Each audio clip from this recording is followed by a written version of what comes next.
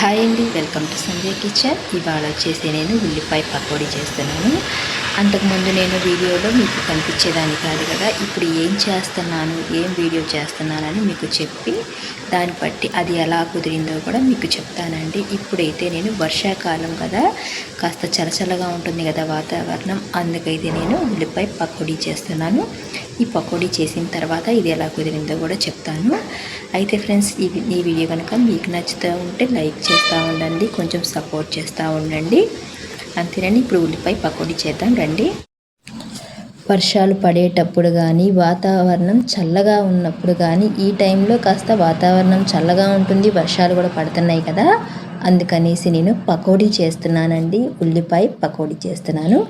ఉల్లిపాయ పకోడీకి 4 దాకా ఉల్లిపాయలు తీసుకొని ఈ విధంగా పొడుగ్గా కట్ చేసుకోవాలి. సన్నగా పొడుగ్గా కట్ చేసుకొని ఇప్పుడు ఇందులోకి ఒక ప్లేట్లోకి తీసుకున్న తర్వాత ఉల్లిపాయలు అనేది ఈ విధంగా లేయర్స్ లాగా వచ్చేలాగా బాగా చేతితో ఈ విధంగా చేసుకోవాలి. ఈ విధంగా చేసిన తర్వాత చూసారు కదా, సన్నగా లేయర్స్గా బాగా వచ్చాయి.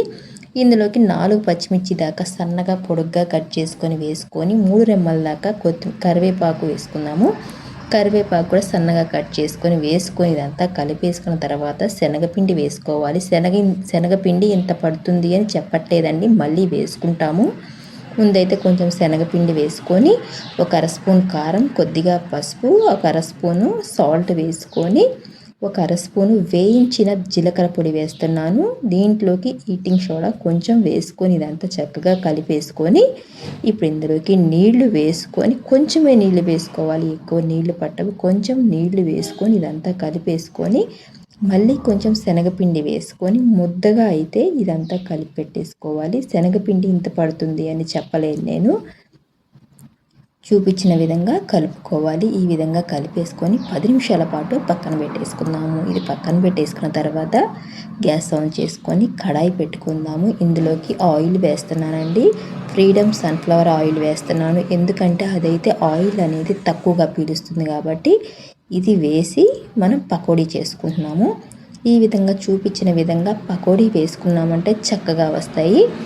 ఇప్పుడు ఇదంతా మనం హై టు మీడియం ఫ్లేమ్లో పెట్టుకొని వేయించుకోవాలి. అప్పుడే లోపలి దాకా కూడా బాగా వేగుతాయి. హైలో పెట్టుకున్నామంటే లోపల పచ్చిగా ఉంటాయి, పైన మాడిపోతాయి. హై టు మీడియం ఫ్లేమ్లో పెట్టుకొని అటు ఇటు తిప్పుకొని వేయించుకున్నామంటే ఇదిగో ఈ విధంగా వస్తాయి. ఇప్పుడు మళ్ళీ వేసుకుందాము. ఇప్పుడు చూసారు కదా, ఎంతో సింపుల్గా పకోడీ అయితే రెడీ అయిపోయినట్టే. చూసారు కదా, వాతావరణం చల్లగా ఉన్నప్పుడు ట్రై చేసి చూడండి, చాలా బాగుంటాయి. ఇప్పుడు ఇవనేవి ఒక ప్లేట్లోకి తీసుకున్నామంటే పకోడీ రెడీ అయిపోయినట్టే. చూసారు కదా, నచ్చితే లైక్ చేయండి, సబ్స్క్రైబ్ చేయండి. చూసారు కదండి, ఉల్లిపాయ పకోడీ చాలా బాగుంటుంది. వాతావరణం చల్లగా ఉన్నప్పుడు, వర్షం పడేటప్పుడు ఈ విధంగా ట్రై చేసి చూడండి. ఉల్లిపాయ పకోడీ చాలా బాగుంటుంది. దీంతోపాటు మీరు టీ, కాఫీ కూడా ట్రై చేయండి, చాలా బాగుంటుంది.